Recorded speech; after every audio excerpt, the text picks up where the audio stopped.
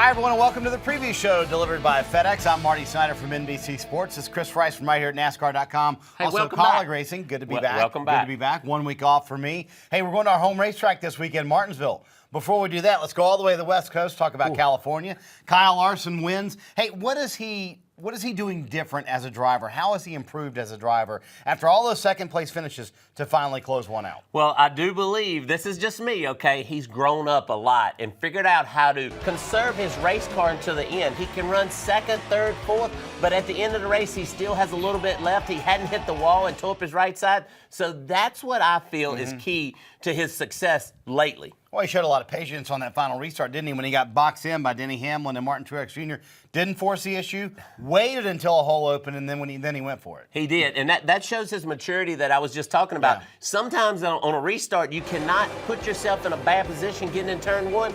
Kyle Larson just waited 1 second, and then he went, and that was what was key to his win on Sunday. All right, let's flip the script a little bit. Where has Ganassi gotten better as a team? Because clearly they have a ton of speed, and also McMurray ran very well at California also. I believe it's two things. They're building their own chassis now, which has helped the whole program. But also the second thing is they worked real hard on this low downforce package. It shows in the Xfinity Series.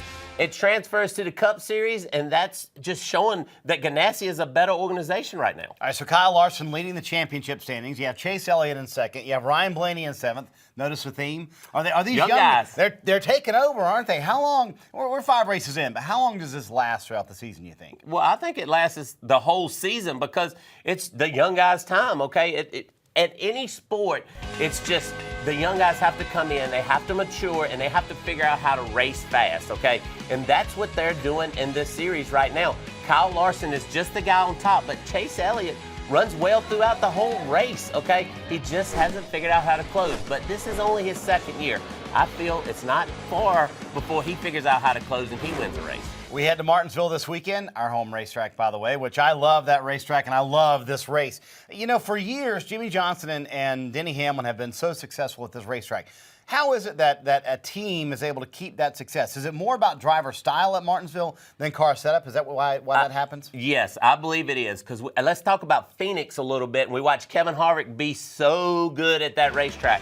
Martinsville is a lot like that because, you know what, it's a rhythm racetrack. You drive down those long straightaways, you got to get on the brakes, you got to get off the brakes, you got to turn in, you got to make sure you don't make mistakes on pit road. That's a lot to worry about. It's just a rhythm racetrack, and that's why those guys run so well at that racetrack. You mentioned save your brakes. It used to be very hard on equipment. Is it still hard on equipment? It's definitely hard on equipment because you're aggressive. You're aggressive on your brakes. You're aggressive on your setup.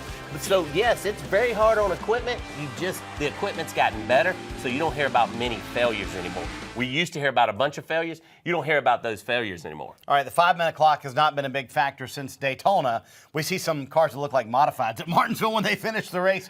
Will it be a factor this weekend, you think? Absolutely, and I'm telling you the reason why is because if you drive off in turn one and you run into somebody and ding in your right side, is that considered you're on the 5-minute clock? That's what's going to be key. When are you on that 5-minute clock, and you better get your car fixed fast. If not, you might get parked because you might be out of the race. All right, who's not going to be parked or maybe parked in victory lane at the end of the same time for our NASCAR Fantasy Live picks? Who are you going to go with? Well, I'm going with probably somebody nobody expects, but I'm going with Joey Logano because he's ran well all year. That's a racetrack that I feel is way overdue for him.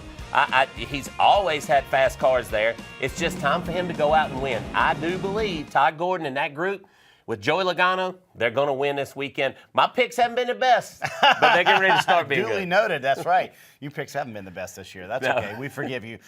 Good pick, by the way, Joey Logano. Penske's been very strong at Martinsville lately. I'm going to go with one of those consistent guys that you can always rely on at Martinsville. I'm going to go with Denny Hamlin, one of his home racetracks. He loves to win in the state of Virginia. I'm going to go with him to get another grandfather clock this weekend. Good pick, but I'm telling you, it's time for my picks to turn around, so you better take Joey Logano. Hey, make sure you keep it parked right here on NASCAR.com all weekend long, live leaderboards, in-car audio, and all the news updates before and after the Martinsville race. This weekend, the Martinsville race on FS1, the STP 500. Make sure you check that out this weekend at 2 p.m.